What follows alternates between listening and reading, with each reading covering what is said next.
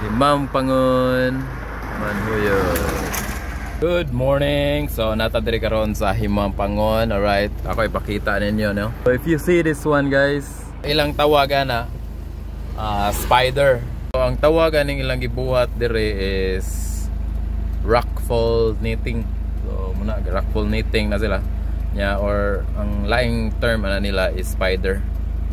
So spiral rope net nga ilang gigamit ya. Dayon ang ni trabaho ani ang Geoborg is a Swiss company nga diri sa Pilipinas nga expertise aning mo trabaho kung inani mga clip. Since 1951 diya sila nagsugod og trabaho anang ilang specialty.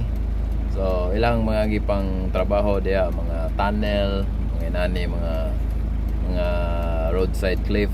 Alay murag company also there is a Philippines. So muna yung gamaan niya. Kaning style na ng paggamaan dili ni siya local, so Swiss technology ang gigamitan So nala siya mga gitawag og kanang gigamit nila nga wire dia, that spider.